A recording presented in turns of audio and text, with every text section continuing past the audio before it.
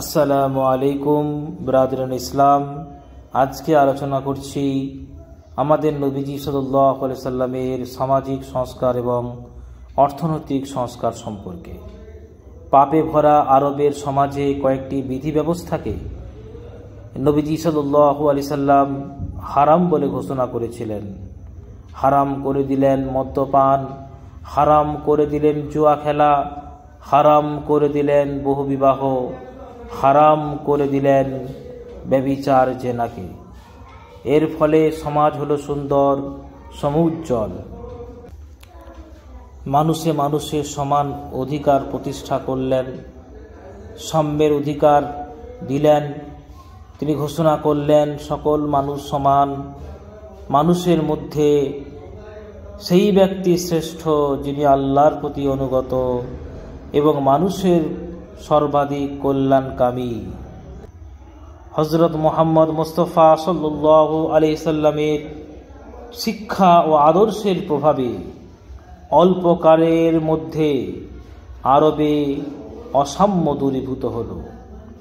নারীর সমাজ অধিকার নবীজি সাল্লাল্লাহু আলাইহি সাল্লামের একটি যুগান্তকারী অবদান। অবহেলিত নারী সমাজ স্বামী, পিতামাতা, সম্পত্তির ন্যায্য অধিকারিণী হিসেবে স্বীকৃত হল। তিনি সরবে তাদের অধিকারের ঘোষণা করলেন। মায়ের পায়ের নিচে বেহেশতের কথাও তিনি ঘোষণা করলেন। তিনি চিরতরে বন্ধ করলেন জীবন্ত কন্যা সন্তানদের নিষ্ঠুর হত্যা প্রথা। বন্ধ করলেন এই প্রথাকে তিনি।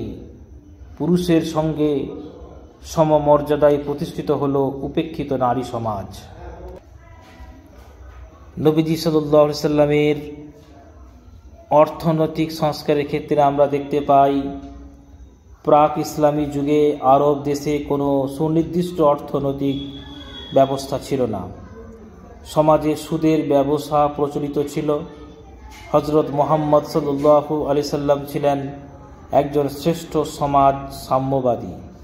সুদ ব্যবসায়ী ও বিত্তশালী ব্যক্তিদের অর্থনৈতিক শোষণ তাকে ব্যথিত করে। সমাজে অর্থনৈতিক বৈষম্য দূরীকরণের জন্য তিনি সুদ ব্যবসাটাকে নিষিদ্ধ করেন এবং অর্থনৈতিক ভারসাম্য রক্ষার জন্য যাকাত ব্যবস্থার প্রবর্তন করেন। যে সমাজে চুরি, ডাকাতি, লুণ্ঠন প্রভৃতি কাজের অবাধ স্বাধীনতা, সে সমাজে অর্থনৈতিক ভারসাম্য আশা করা যায় না। তিনি অনুমতি দিলেন হালাল উপায়ে ব্যবসার মাধ্যমে অর্থ উপার্জনের। তিনি চুরি, ডাকাতি, লুণ্ঠন আদি দ্বারা প্রাপ্ত আয়কে নিষিদ্ধ ঘোষণা করেছিলেন। সুদ প্রথা বন্ধ করলেন। ফলে সদুপায়ে ও সম্মানে কিভাবে উপার্জন করতে হয় সেদিকে দেশবাসীর মনোযোগ আকৃষ্ট হল। তিনি যাকাত, সদকা, ফিতরা প্রবর্তন করেন। ব্যবসার প্রতি তিনি অধিক গুরুত্ব আরোপ করেছিলেন।